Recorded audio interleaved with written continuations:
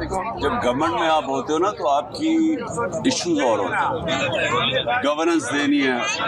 हमारा कोविड-19 के 2 साल आ गए, वो और क्राइसिस था, फिर हमारा फाइनेंशियल बैंकक्रप्ट मुल्क मिला था, वो तो डे टू डे फाइटिंग थी हमारी, और हम पहली दफ़ा गवर्नमेंट में आए थे, तो उसकी इसमें कोई शक नहीं कि वो बिल्कुल एक मुख्तलिफ किस्म का टाइम था। एक ऑफिस और घर और तो जिंदगी थी कोई नहीं। मैंने तो एक दिन छुट्टी भी नहीं ली थी। लेकिन ये तो एक पब्लिक मूवमेंट है जो मैं समझता हूँ पाकिस्तान की तारीख में इसकी कोई मिसाल ही नहीं है। ये पिछले 11 महीने 12 महीने में जो मूवमेंट चली है, इसमें पाकिस्तान बदल गया, और ये पब्लिक की मूवमेंट है और इसको कोई रोक भी नहीं सकता। ये कोशिश कर रहे हैं इसको कंट्रोल करने की, FIR जेलों में डालने की। ये वो एक अंग्रेजी में सेइंग है, एन आइडिया उस टाइम हैज कम। कोई फौज नहीं उसको रोक सकती।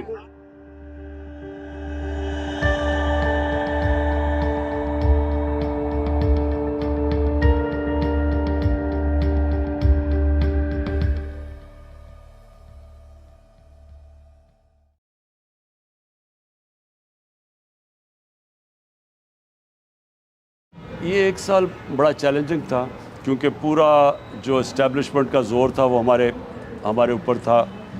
पूरी कोशिश थी उनको हमें ख़त्म करने की। बाजवा ने पूरा ज़ोर लगाया हमें ख़त्म करने का, क्योंकि उसने जब रियलाइज़ किया कि उसे गलती हो गई है, मिसकैलकुलेट कर गया है, जब पब्लिक सड़कों पे आ गई 10 तारीख को, और उसके बाद उसने रियलाइज़ किया कि इलेक्शंस भी हम जीतते जा रहे हैं, और बजाय बबल था, शुरू में वो समझ रहा था बबल है, जब बढ़ती गई PTI की पॉपुलैरिटी तो उसने तब पूरे हरबे इस्तेमाल किए हमें क्रश करने के लिए, और ये असैसिनेशन अटेम्प्ट उसका हिस्सा था।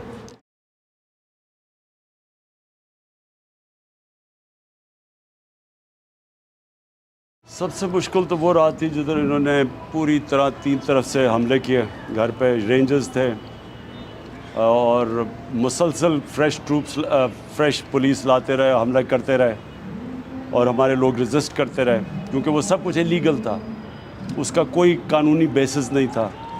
वो एक मैजिस्ट्रेट के कोर्ट में अपेयर होने के लिए, जो पहले हो रहा हूँ, श्योरिटी बॉन्ड भी दे रहा हूँ, तो इनके पास तो कोई जवाज़ ही नहीं था अरेस्ट करने का।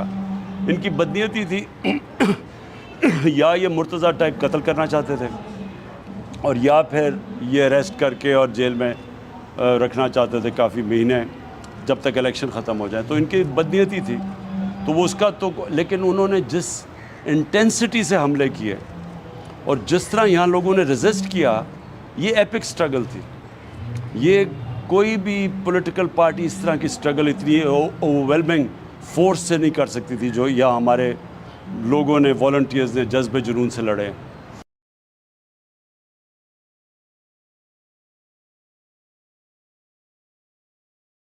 देखें, इसका तो कोई आइन के अंदर गुंजाइश ही नहीं है 90 दिन से आगे।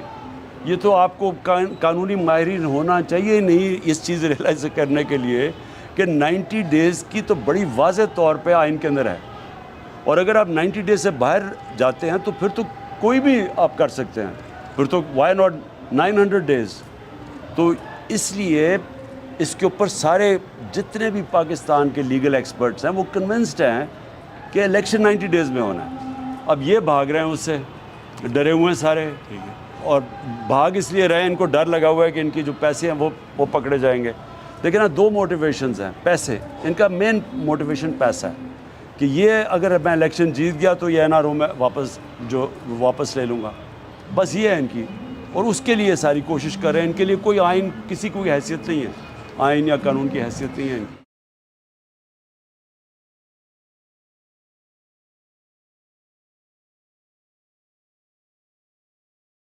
हमें कभी भी वायलेंस की तरफ नहीं जाना चाहिए, क्योंकि वायलेंस की तरफ आप जाते हैं वो कंट्रोल नहीं हो सकता। सही।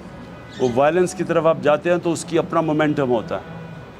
रेवोल्यूशंस भी जो होती हैं, ब्लडी रेवोल्यूशंस, उनको कंट्रोल करते करते बहुत देर लगती है। खुमैनी की जो रेवोल्यूशन थी ईरान की, वो 3 साल लगे कंट्रोल करते करते उसको, क्या अनडिस्प्यूटेड लीडर होने के बावजूद, बिकॉज़ वो फिर कंट्रोलेबल नहीं होती। तो इसलिए मेरी हमेशा कोशिश है कि हम कानून के बीच में रह के अपनी रेजिस्टेंस करें, या जेल भरो तहरीक पैसिव रेजिस्टेंस है, या फिर हमारे सारे एहतजाज पुरअमन होते हैं।